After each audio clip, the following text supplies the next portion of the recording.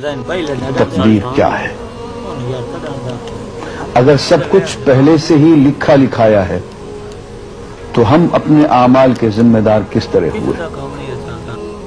پھر اعمال کی جزا و سزا کیسی؟ پھر جنت و دوزخ کے کیا معنی؟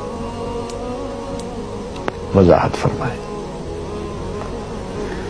بھئی سچی بات یہ ہے کہ اس سوال نے ایک عرصے تک مجھے بھی ستائے رکھا، اور میں سوچتا رہا کہ اگر واقعی اللہ تعالیٰ نے پہلے سے ہی سب کچھ لکھ دیا ہے کہ میں اتنے بج کر اتنے منٹ میں بیٹھ کے یہاں پہ ایک لیکچر دوں گا، یہ تقریر کروں گا، اتنے بج کر اتنے منٹ میں نماز پڑھوں گا، اتنے بج کے اتنے منٹ میں فلاں کو گالی دوں گا، فلاں کو تھپڑ ماروں گا، یہ پہلے سے ایک میرا شیڈول مرتب ہے اللہ کے ہاں، لکھا لکھایا پروگرام چھپا چھپایا موجود ہے، میرے کیا قصور؟ تو لکھنے والے کا قصور ہے؟ بات تو خطرناک ہے نا، بات تو خطرناک ہے نا۔ تقدیر کیا ہے؟ عربی میں اس کے لیے ایک لفظ لکھا جاتا ہے دینی کتابوں میں، علم اللہ السابق، اللہ کا علم جو پہلے سے اسے حاصل ہے۔ اللہ کو معلوم ہے کہ آج میں اتنے بج کر اتنے منٹ پہ اپنی مرضی سے، اپنے ارادے سے، اپنی آزادی فکر اور آزادی عمل پہ، عمل سے کام لیتے ہوئے یہ کام کروں گا۔ اب بھائی کام تو میں اپنی مرضی سے کر رہا ہوں، اپنی آزادی سے، اپنے ارادے سے کر رہا ہوں، لیکن اتنی سی بات تو مانو کہ اللہ تعالیٰ علام الغیوب ہے، علیم بذات الصدور ہے۔ مجھے اپنے بارے میں پتہ نہیں ہے کہ کل 10:10 پہ میں کیا کروں گا، اس کو پتا ہے۔ مجھے اپنے بارے میں پتہ نہیں ہے کہ میں 10 سال کے بعد کہاں ہوں گا، کیا کر رہا ہوں گا، فلاں بج کے فلاں منٹ، اس کو پتا ہے۔ اس کو میرے آزادانہ، خود مختارانہ، فری ول کے ساتھ کیے ہوئے اعمال کا پتا ہے کہ میں اپنی مرضی سے، اپنے فری ول کے ساتھ، اپنے ارادے سے اتنے بج کر اتنے منٹ پہ کیا کروں گا۔ یہ اس نے اپنے ہاں لکھ رکھا ہے، اس لیے اس کو پوری کائنات کا نظام چلانا ہے۔ اس کا علم جو ہے وہ صحیح ہے، لیکن اس کا علم میرے ارادے سے نہیں ٹکراتا ہے۔ یہ بات میں ایک مثال سے سمجھاؤں گا۔ میرے ساتھ ایک واقعہ پیش ہو گیا، اس دن مجھے تقدیر سمجھ میں آ گئی کہ ہوتی کیا ہے۔ 1971 کی بات ہے کہ یہاں اکاؤنٹنٹ جنرل آفس میں میں ڈپٹی اکاؤنٹنٹ جنرل تھا۔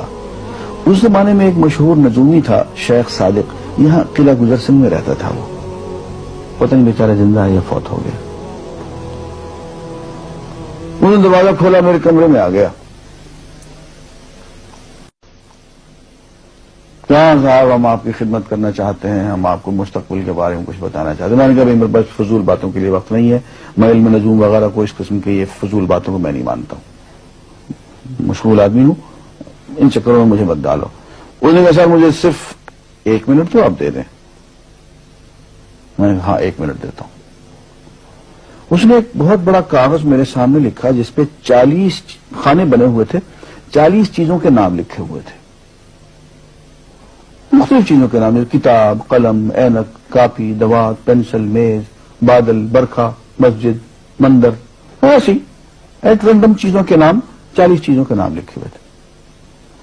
وہ کہنے صاحب آپ ان میں سے کسی ایک چیز پہ انگلی رکھ دیں یا اس کا نام آپ اس کاغذ پہ لکھ دیں۔